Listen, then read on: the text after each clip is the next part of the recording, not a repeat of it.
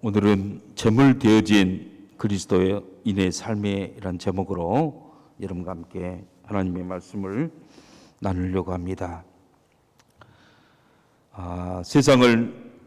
세상의 변화는 어떻게 임하는 것입니까? 그리스도인은 세상을 살아갈 때 어떤 자세로 살아가야 합니까? 많은 사람들이 세상을 변화시키려고 노력을 합니다. 세상을 변화시키는 길이 뭘까? 어떤 사람은 정치에 뛰어들어서 내가 세상을 변화시켜 보겠다.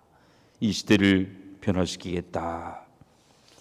여러분, 정치에 뛰어들면 반드시 이데올로기화 되어져요. 이데올로기, 자기 정책만 최고라고 고수하게 되어져요. 그래서 극단주의로 가게 되죠. 여러분, 정치적인 현상이 세계 가운데 어떻게 났습니까? 파쇼, 막시즘, 파시스트와 막시즘은 좌와 우가 완전하게 나눠져 있어요. 여러분, 둘로 갈라져서 힘 대결을 하고 결국에는 한쪽을 쓸어버려야만이, 전쟁에서 없애버려야만이 세상이 바뀌어진다고 생각해요. 그래서 세계가 냉전 체계로, 이데올로기 체계로 간 그 시발점이 바로 정치이지 않겠습니까? 그러나 절대로 이러한 방법으로는 세상을 변화시킬 수가 없다는 사실이에요. 어떤 사람은 세상을 변화시키기 위해서 경제적으로 잘 살게 만들어주면 세상이 변화될 것이다. 좀 추우면 온풍기 좀 계속 들으세요. 오늘 날씨가 추우니까.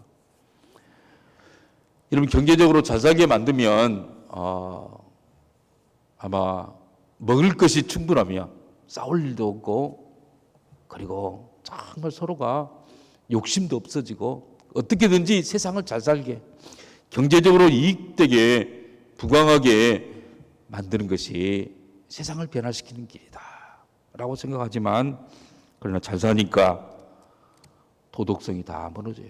쾌락을 추구하는 거예요. 모든 문제를 돈으로 해결하려고 합니다. 여러분, 그러다 보니까 경제적인 불균형이, 양극화 현상이 너무 차이가 나는 거예요. 돈을 많은 사람은 너무나 많이 있고 없는 사람은 너무나 없고, 땅도 5%의 사람이 90% 이상을 다 소유하고 있는 거예요. 이 90% 이상의 사람들은 다 여러분 노동자로 농사 짓지만은 그러나 대가를 제대로 받지 못하는 그런 상황에 있지 않습니까? 대장동 사건 같은 그러한 서민들만 울리고 위에서 머리 쓴 사람은 돈을 다 가져가는. 그래서 한쪽에서는 부황이 나서 살 수가 없고, 여러분, 그래서 이러한 경제적인 것을 가지고 절대로 여러분 세상을 변화시킬 수 없어요. 경제적인 문제로 오니까 계급 사회가 이제 형성이 되죠. 생산직과 관리인들의 갈등. 왜 갈등이 생깁니까? 모든 것을 돈으로 사람을 구분하기 때문에 생기는 거예요. 여러분, 여러 가지 방법을 다 하지만 그러나 그 결과는 적개심만 생기고 갈등만 생기고 양극화 현상이 끊임없이 일어나고, 그러면 부가 대물림하게 되어지고 부정부패가 만연하게 되어져요. 이런 세상은 절대로 변화되지 않아요. 세상을 바꿀 수가 이런 방법으로는 없다는 사실입니다. 영원한 평행선인 이 세상과 하나님의 나라가 평행선을 영원히 달라요. 그런데 어떻게 이 세상을 바꿀 수가 있겠습니까? 그런데 세상을 바꾸는 길이 있어요. 하나님이 저와 여러분에게, 크리스찬들에게 제시하는 길이 있는 것입니다. 그 길이 바로 제물로 사는 삶이에요. 여러분, 제사를 드리는 이유가 무엇입니까? 제사함을 받고, 그리고 제사함이란 자기 중심적인 삶에서 하나님 중심으로 바뀌어지는 걸 말해요. 그리고 제사를 지내고 그 제사함을 받고 치유가 있나고 변화가 일어나는, 새 사람이 되어지고 새 은혜를 받고 새로운 관점에서 더 나아가 모든 것이 다 바뀌어지는 거예요. 하늘의 사람으로 이 세상의 죽음의 법칙이 아닌 생명의 법칙에 따라서 사는 사람으로 바뀌어지는 것입니다. 이러한 이렇게 사람을 놀랍게 바꾸어 버리는 것이 하나님의 방법인 줄 믿으시기를 바랍니다. 여러분, 그런데 오늘 본문에 보니까 이것이 한 사람에게만 일어나는 것이 아니에요. 한 사람 한 사람, 여러분, 예수 그리스도가 제물됨으로 말미암아 십자가상에서 변화가 일어나지만, 그러나 한 사람에게만 일어나는 것이 아니라 국가, 민족, 시대를 바꾸는 원리에도 똑같은 원리가 적용된다는 사실입니다. 오늘 본문에 보면 사도 요한이 요한계시록을 기록했는데, 바로 그때가 가장 박해가 심한 도미티안 황제가 크리스찬들을 가장 많이 죽이는 박해가 심한 바로 그때 여러분 요한계시록이 기록됐어요. 그때 크리스찬들은 검투장에 끌려가서 목숨을 놓고 대기를 했어요. 대부분 다 죽었죠. 사자밥이 되어지고, 그리고 여러 화형식이 거행되어지고, 피가 튀기고 발이 부러지고 심장이 터져 죽는 그러한 행사를 온영 경기장에서 엔터테인먼트를 한 거예요. 모든 사람을 동원해 놓고 극도로 그냥 흥분되게 아드레날린이 폭발하게 만들어서, 그래서 흥분 동아리에 넣어서 사람을 죽이고, 그러면서 여러분 그러한 그것을 엔터테인먼트로 사람의 어떤 이끌어서 관심을 폭발하게 만드는데 성공인 것이에요. 그 사람들은 돈을 걸고 도박을 하며 야유하고, 나는 저 노예에게 그랬다. 그래서 얼마 걸고, 그래서 막 응원을 하고, 그래서 막 사람이 막 즐겼어요.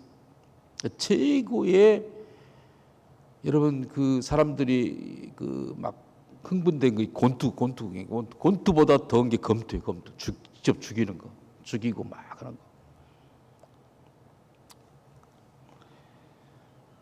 거. 그러다가 사람들이 이제 막 흥분하고 막 야단하다가 갑자기 의문점이, 왜 저들은 저렇게 죽지? 왜 죽는 이유가 뭐야?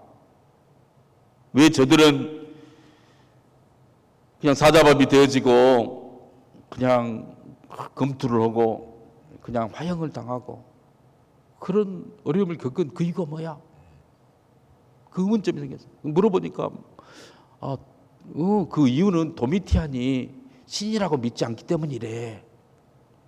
그들은 도미티안 황제를 인간이라고 생각하고 오직 신은 한 분인 예수가 신이 돼. 그것 때문에 죽는다고? 그냥 신이라고 하고 살지 왜 그 아까운 목숨을 그냥 인간이라고 하면서, 내가 숭배해야 될 신은 예수 그리스도밖에 없습니다라고 고백하면서 목숨까지, 그 아까운 하나밖에 없는 목숨까지를 버려가면서 저 고난을 겪으면서 죽어야 되는 이유가 뭔데? 우리가 생각해봐도 도미티안은 신이 아니고 가짜고 권력자고, 그 의문점이 생긴 거예요.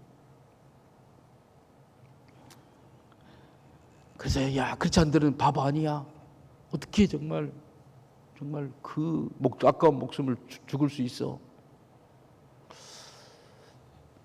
여러분, 그런데 사실 죽어가는 크리스찬들은 이해하지 못해요. 왜 하나님의 말씀을 듣고 그 말씀대로 살려고 발버둥치는 우리에게 왜 이 죽음이 임하여야 되는가?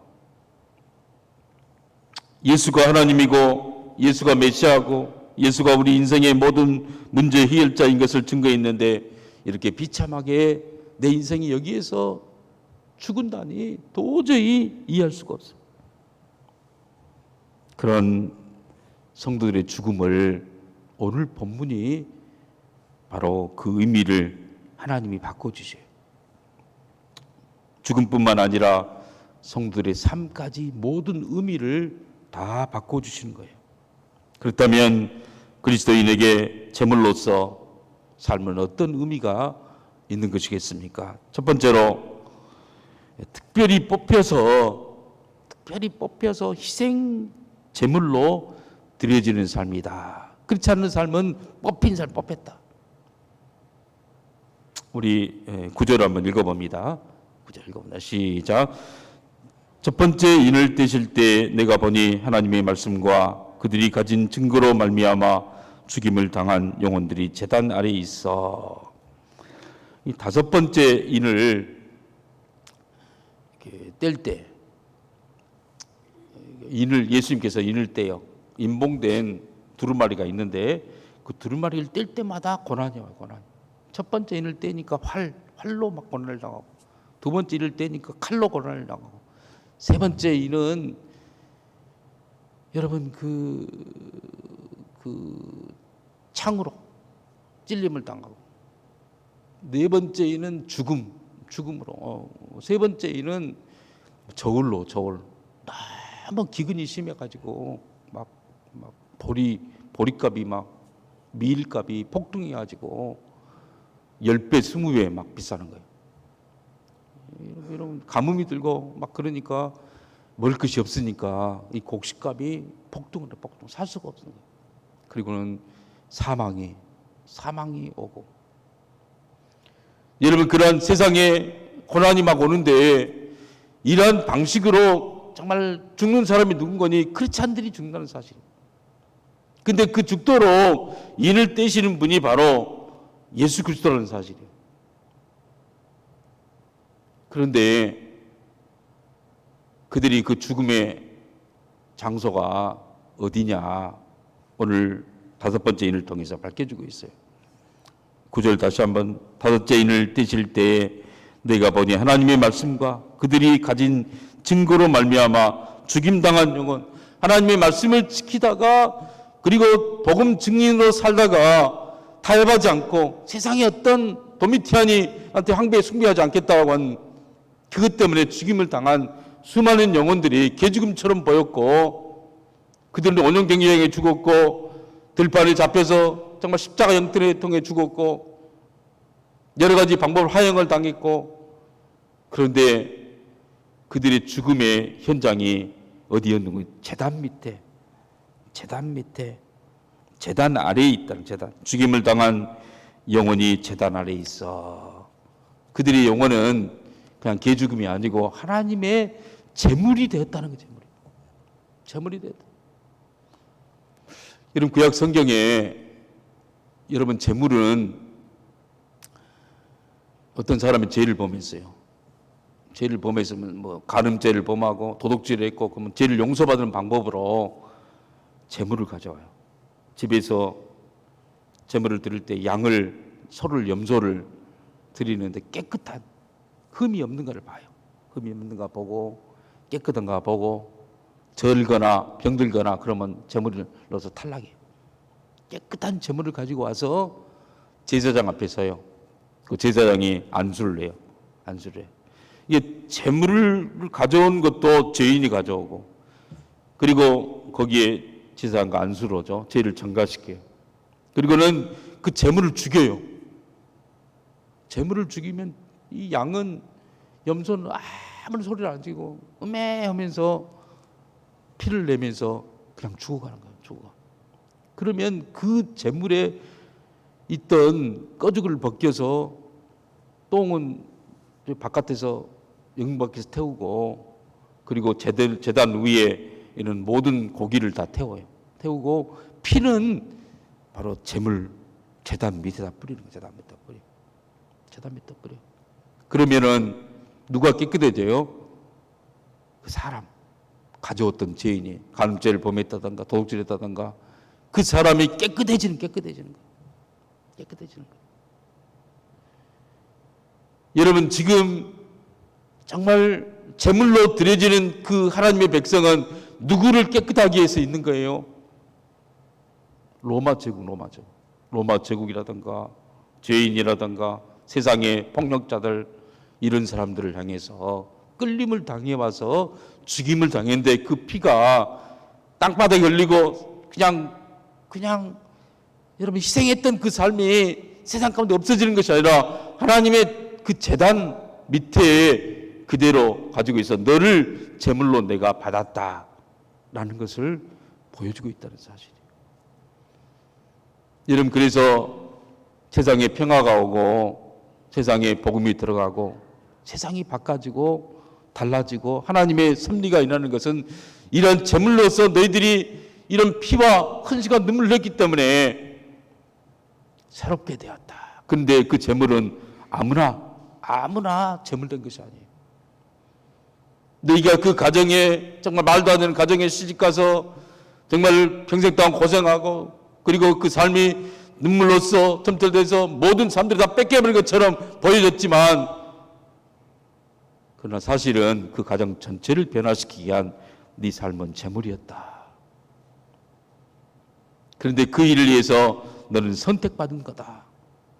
선택받은, 아무 동물로나 제사 드리지 않고 하나님이 특별히 그 사람이 선택해서 너에게 온 것이다 라고 이야기해요. 여러분, 우리는 우리 가정에 선택되어 온 거예요. 우리 가정이 깨끗하냐? 아니에요.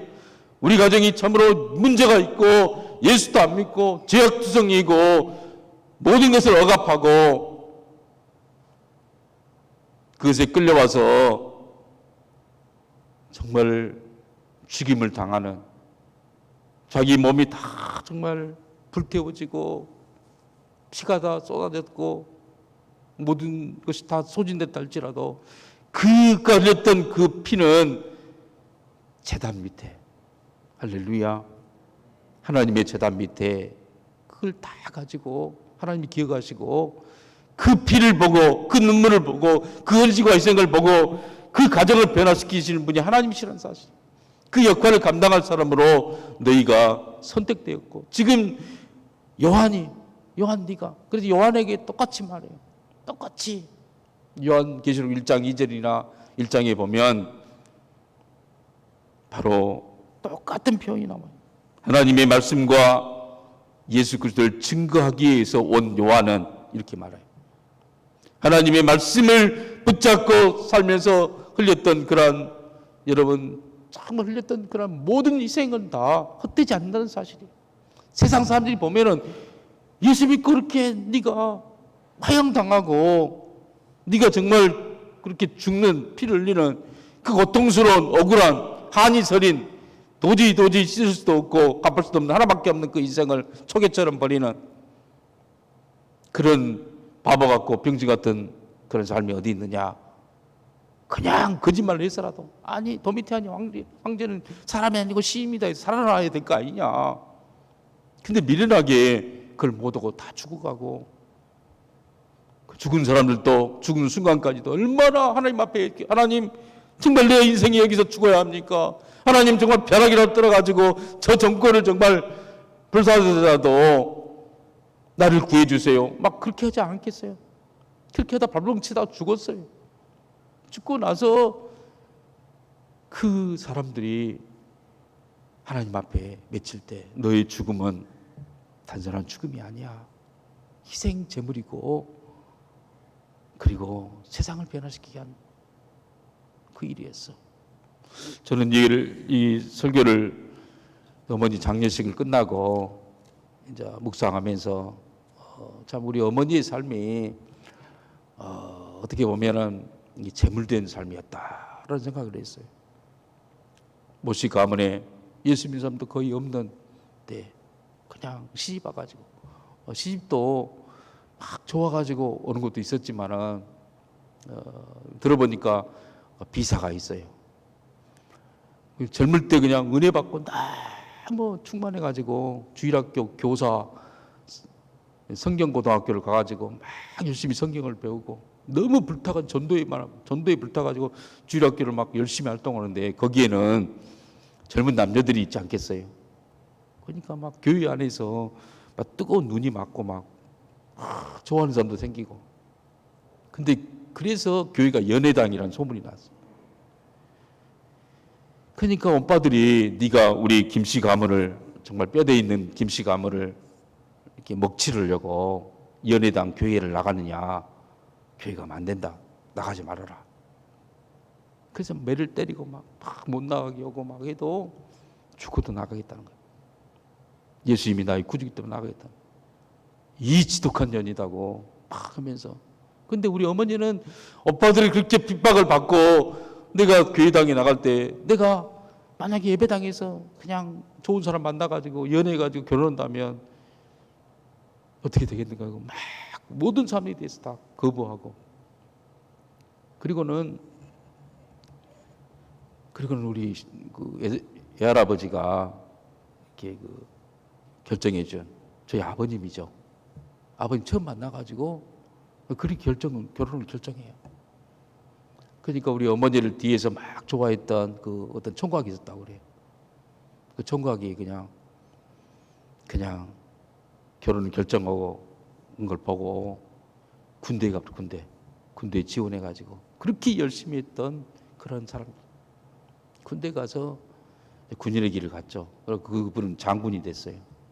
장군이 돼가지고 나중에 이제 우리 어머니하고 우리 동생 군대 보내놓고 전방에서 굉장히 어려울 때 그때 뭐 연락을 해서 도움도 요청하고 그랬단 말 들었어요. 이런 그런 것도 다 끊고 그러고 나서는 그냥 시댁에 와서는 아침에 일찍 문 안 드리고 자기가 크리스찬 그리스도 이 집에 하나님 미랄로 왔다는 걸 오고 어떤 일이든 예수님의 이름으로 오고 희생하면서 여러분 그렇게 사셨어요. 그리고 주일날은 어떤 일이 있어도 일하지 않고 얘기 엎쳐들고 교회 가는 교회가. 그래서 그리고 우리 아버지는 이제 저를 낳고 군대에 가셨고 군대에도 가기 전에 이제 결혼하셔가지고 저는 이제 군대에서 낳았군요. 저희 누나를 낳고. 그게 시아버지 시어머니는 네가 친정에 안 가고 여기 있는가 보자 했는데 친정에도 안 가요. 일부러 안 가는 거. 시아버지를 그대로 섬기고 밭일을 하고. 그리고 저는 이제 군대에 있을 때 뵀는데 저 날 때까지 호미로 밭을 매면서 제가 그때 그냥 밥을 너무 못 먹어갖고 영양실조 걸릴 정도로 조그맣게 태어났다고 그래요. 조그맣게. 여러분 그렇지만 나중에 그 온몸을 희생했지만 여러분 나중에 시아버지 시어머니를 변화시키고 큰집 또 큰집 큰어머니 큰아버지 다 정말 예수 믿게 만들고 또 조카들 다 신앙하게 만들고 여러분 또 믿음의 사람들 다 고모님들까지 다 변화시키게 만들었어요. 제 어머니가 모시 가문에 들어와서 정말 다 변화시켰어요. 보니까 이 목회자 가정만 다 20명 넘게 후손이 되어졌고 그리고 오직 믿음으로 사셨던 거예요. 여러분 그렇게 선택되어진 내가 이 가문에 정말 재물되기 위해서 영광받기 위해서가 아니라 재물되기 위해서 그 나의 모든 눈물과 피를 다 하나님이 아신다는 그런 의식 없이는 세상을 변화시킬 수가 없는 거예요. 여러분 세상을 변화시킬 수 없고 불만 불표 조금만 수가 틀리면 이혼한다고 막 징징거리고 뭐 해놔라 그렇게 해서는 절대로 그건 세상에 가는 길이고 죽음의 길인 거예요. 여러분 이처럼 우리를 뽑아서 우리 가문에 우리 직장에 우리 교회도 좋은 교회만 찾아간 사람은 절대로 또 여러분 교회가 뭔지를 모르는 사람이에요. 이 교회에 오게 된 것은 교회에서 재물된 삶을 살고 정말 어려운 교회를 이렇게 세우고 눈물로 해서 키워내고 다음 세대를 위해서 그냥 되는 것이 아니에요. 돈으로 되는 것이 절대 아니에요.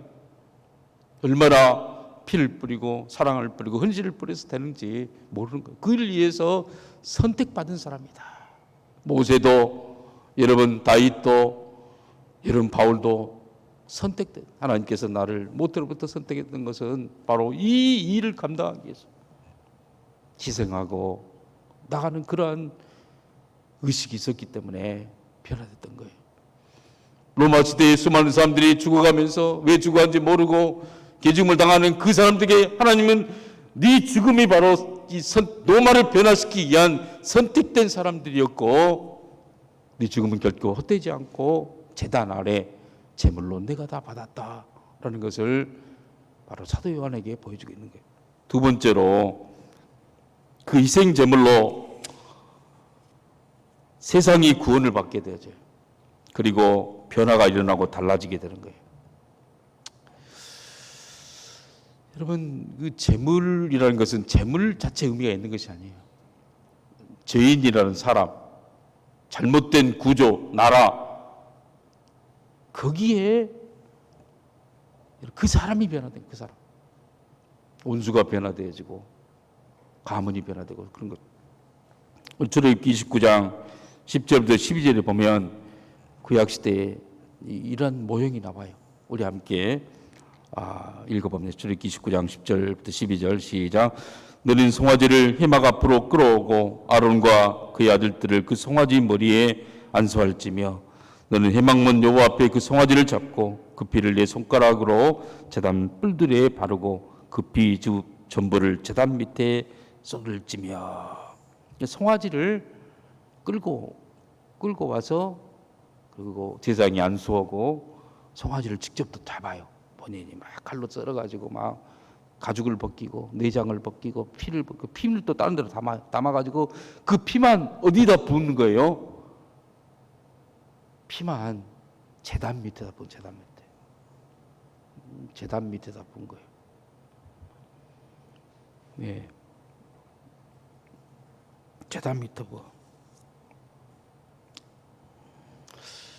여러분, 그 제단 밑이 부유물을 태우고 붓는 것이 아니에요. 만약에 그 쓰레기처럼 제단 밑에 쓰레기를 놨다면 이스라엘 민족은 쓰레기가 되는 것이죠. 우리 인생은 아무리 헌신해도 제단 밑에 쓰레기를만 놔뒀다면 쓰레기가 되는 거예요. 그러나 제단 밑에 피를 부으라고. 피를 부는 게 뭐겠어요? 내가 받았다. 생명을 받았다. 너의 피는 결코 헛되지 않는다. 그래서 이런 것들이 성경의 모형으로 나와요. 이스라엘 민족이 여러분 양이 돼가지고 이스라엘 민족 전체가 양이 된 거예요. 양이 돼서 바벨론이 이스라엘 민족을 잡아먹어요. 포로로 끌고 가고 모든 성전을 파괴하고 여러분 제사장들을 죽이고. 그런데 그 성전이 파괴되어지고 죽은 것이 그냥 힘이 없어가지고 그냥 힘이 없어서 그냥 파괴되어지고 끌려가고 개죽음을 당하고 그게 아니었다는 사실이에요. 그게 아니고 바벨론 전체를 변화시키기 위한 너희를 나의 제물로 삼겠다. 이게 하박국서고 이게 바로 구약의 여러분 참으로 원리예요.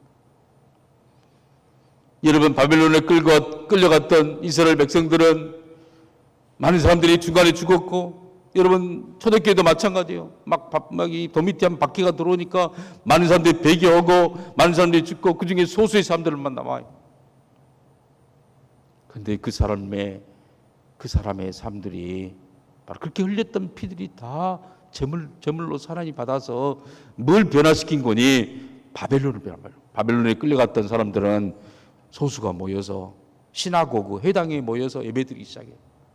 거기서 예배드리고 거기서 바벨론 강가에 검은고를 걸어두고 그 발 강가에서 막 물고 예배드리는데 그 모습을 누가 보는 거니? 이방인들이 보고 이방인들이 변화되는 거예요.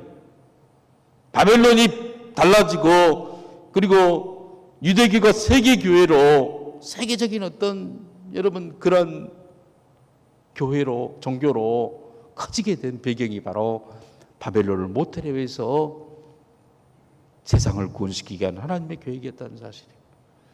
여러분 바벨론의 시나고그에서 회당에 드렸던 예배의 모형이 바로 예수 그리스도가 회당에 들어가서 복음을 선포하고 지금의 제사 이후에 지금의 하나님을 만나는 예배 형태, 제사 형태가 거기서부터 출발되어져. 여러분 도미티안 황제 때 많은 사람들이 죽었어요. 죽고 소수의 사람들이 막 쫓겨다니고 재물된 그리고 막 카타콤 속에 깊이 들어가서 막 술 먹어서 막 사는데 그때 로마에는 성적인 타락이 극심했어요. 얼마나 극심했는지 이 바벨론에는 로마에는 매독이 안 걸린 사람 사실 성적인 타락에 의해서 로마가 멸망해요. 여성들이 여러분 성적 매독이 안 걸린 사람이 없고 다 모든 사람이 다. 그래서 부잣집에서 자기 아들을 결혼시키려는데 깨끗한 처녀가 하나 없어가지고 그리고 자기 부인이 자녀를 낳으면은 남편에게 그 자녀를 죽일 권한을 줬어요. 내 자식이 아니면 죽일 권한을. 8일 동안에 고민해가지고 내 씨가 아닐 것 같다면 죽여도 좋다는 그런 법령이 나올 정도였어요. 로마 전체가 여러분 그런데 크리스찬들이 그 소문이 있어요. 크리스찬들은 깨끗하다. 크리스찬들은 정말 하나님 말씀을 지키고 사는 사람이라. 그러니까 모르게 로마 귀족들이 크리스찬들 며느리로 받았어요. 며느리로 받아서 딱 모르게 그냥 처음에는 막 하다가 나중에는 막 퍼졌어요.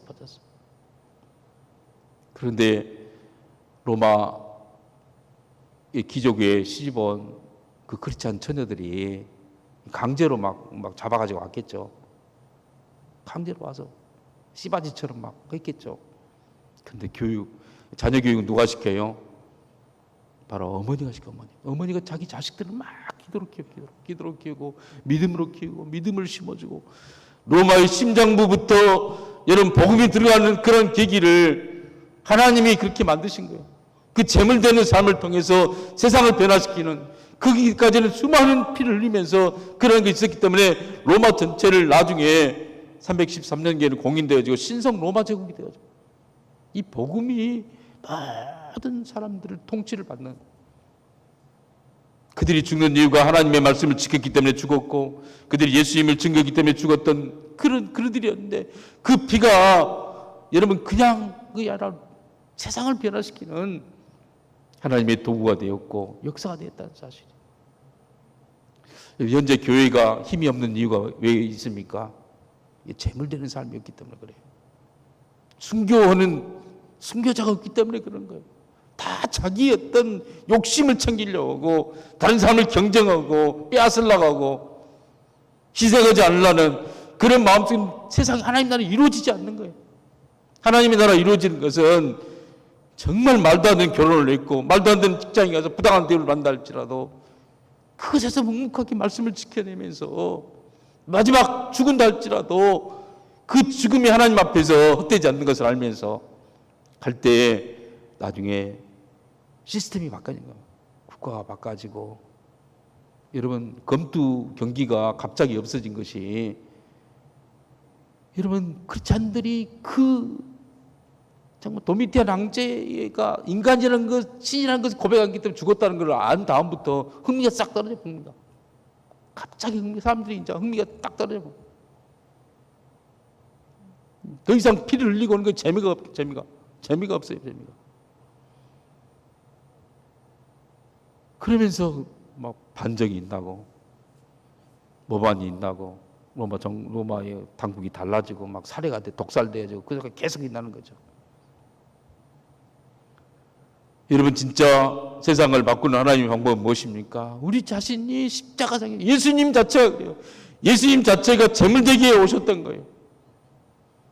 그분이 큰 소리 내지 않고 대접받지 않고 뺨을 맞아도 오른뺨을 때문에 왼팔까지 돌려주라고 말하고 그러한 여러분 참으로 헌신하고 희생하는 삶을 살아서 하나님의 나라가 깊이 그 가정에 들어가는 거예요. 우리 부모님들이 바로 그런 삶을 사는 것인 거예요. 여러분 세상 우리나라를 바꾸는 길이 뭐겠어요? 아무리 공부를 많이 시키고 아무리 정치 수사학을 해서 로마는 그때 당시에 이 수사학이 얼마나 발달했는지 몰라요. 논쟁을 너무나 잘했어요. 소크라테스의 삼파술에 보면은 얼마나 여러분 그 질문과 대답이 날카롭고 모든 걸 파헤칩니까? 그건 다 변하지 않는 거예요. 진짜 내가 이 가정에 재물돼야 되겠다. 내 회사에 재물돼야 되겠다. 내가 교회에 재물돼야 되겠다. 그럴 때 정말 길이 보이고 그럴 때 진짜 생명력이 있는 거예요.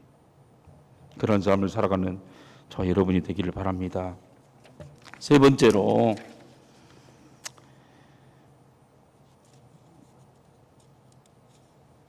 여러분, 세 번째는 세상을 변화시키기 위해서 연쇄적으로 재물되는, 이게 내 때문에 나만 끝나는 것이 아니라 여러분 것을 계속해서 파동적으로 연쇄적으로 일어나도록 도전하는 삶. 이 바울이 바로 그런 사람이었어요. 이 바울이 여러분 스데반이 사실 재물되는 삶을 살았죠. 스데반이 죽을 때, 돌로 맞아 죽을 때 옷을 맞다, 옷을. 이 사람의 죽음은 죽은 것이 마땅하다, 내가 그에 대한 증인이다 하고 바울 앞에 모든 사람이 옷을 벗어놓고 돌을 집어가지고 던져서 돌로 완전히 쳐 죽이면서 돌 무더기를 만드는 거예요. 여러분 젊은 스데반의 그런 재물된 삶으로 이 바울이 하나님 앞에 꼬꾸러지고 달라지고, 여러분 놀라운 역사가 있어요. 그러면서 마지막에 바울이 고백하죠. 우리 디모데후서 4장 6절부터 8절 우리 함께 읽어봅니다. 시작. 전제와 같이 내가 벌써 부어지고 나의 떠날 시각이 가까웠도다. 나는 선한 싸움을 싸우고 나의 달려갈 길을 마치고 믿음을 지켰으니 이제 후로는 나를 위하여 의의 면류관이 예비되었으므로 주 곧 의로우신 재판장이 그날에 내게 주실 것이며 내게만 아니라 주의 나타나심을 사모하는 모든 자에게도니라. 여러분 전제와 같이 재물에 마지막 붙는 게 바로 술이죠. 전제를 부어서 완전히 태우는 거예요. 자기의 삶을 많이 제물로서 하나님 앞에 내 물질도, 내 힘도, 내 지혜도, 내 모든 재산도 다 부어드리겠습니다. 다 희생하면서 살면서 나는 선한 싸움을 싸우고 나의 달려갈 길을 마치고 믿음을 지켰다. 이제 후로는 의의 면류관, 이 면류관이 스테반이란 말이에요. 스테반. 면류관이 스테반이란 말이에요. 면류관이 예비되었으니, 여러분 내가 전제처럼 다 부음을 담고 재물되는 삶을 살았을 때 나를 통해서 또 다른 희생하고 이런 삶을 살아야 될 수많은 사람들이 나타나서 이런 삶을 살게 될 때 결국에는 천국에서 면류관을 받게 된다는 사실이에요. 면류관을 받게 되고, 내가 이런 삶을 살게 된 것은 바로 스데반이 그런 헌신과 재물되는 것을 봐왔기 때문에 나도 내 인생을 재물되는 삶을 살았다. 그래서 이제 이런 삶을 사는 모든 사람들에게 연쇄적으로 계속 일하는 그 사람들에게 놀라운 역사가 일어날 것이다. 이제 우리는 나를 위하여 의의 면류관이 예비되었으므로 곧 의로우신 재판장이 그날에 내게 주실 것이며 내게만 아니라 주의 나타나심을 사모하는 자가 누구예요? 재물되면서 살았던 삶이에요. 재물되면서 그 사람들에게 면류관을 줄 것이다. 여러분 우리의 주일학교 학생들에게 그들이 참으로 하나님 나라의 기둥 같은 인물이 되려면 우리가 그들을 위해 참고 견디고 희생하고 피를 흘리고 돈을 쏟고 그리고 목숨까지 순교할 때 그들이 스데반 다음에 바울 됐던 것처럼, 바울이 또 그런 삶을 살았을 때 디모데가 나오고 오네시모가 나오고 계속해서 나왔던 것처럼, 그래서 그들의 삶들은 세상과 다른 방법이에요. 어떻게 하면 세상에 소금으로 썩어지고 빛으로서 비춰지면서 날 희생하면서 살까 하면서 선택받은 삶을 살아서 세상을 변화시켰던 그 역사가 누룩처럼 번져지고 들풀처럼 번져지고 이 복음으로서 세상 사람과 전혀 다른 원리 속에 살아가는 그 역사가 살아가는 모든 자에게 바로 면류관 스테파노, 할렐루야, 그게 예비되어 있다고 이야기하고 있는 거예요. 사랑하는 성도 여러분, 교회는 바로 재물되기 위해서 나온 사람들이에요. 여러분 참으로 우리 가정, 우리 교회 완벽한 게 아니라 그것 때문에 우리를 부른 거예요. 우리를 불러서 세워나가고, 우리나라가 정말 그렇기 때문에 우리의 기도가 필요하고, 새벽에 나와서 재물되는 기도를 하고, 우리의 물질 사역도 마찬가지고, 우리의 삶을 이렇게 특별하게 선택해서 하나님께서 놀라운 복을 줄 믿습니다. 그 삶이 참된 삶인 줄 믿고 그런 삶을 살아가는 귀한 성도님 되기를 주의 이름으로 축복합니다. 기도하겠습니다. 하나님 아버지, 감사합니다. 우리에게 말씀을 통하여서 우리의 헌신이 결코 헛되지 않고 또 다른 사람들을 변화시키는 놀라운 기기가 된 것을 말씀을 통해 알게 하시니 감사합니다. 억울한 일을 당하고 부당한 일을 당하고 한다 할지라도 주님 참으로 사랑으로 주님만을 바라보게 도와주시고, 주님이 놀라운 우리가 알지 못하는 생명의 역사를 시작할 줄을 믿고, 주님 십자가의 삶, 자기를 부인하는 삶을 계속 살아가는 우리 성도들 될 수 있도록 축복해 주시옵소서. 예수님의 이름으로 기도하옵나이다. 아멘.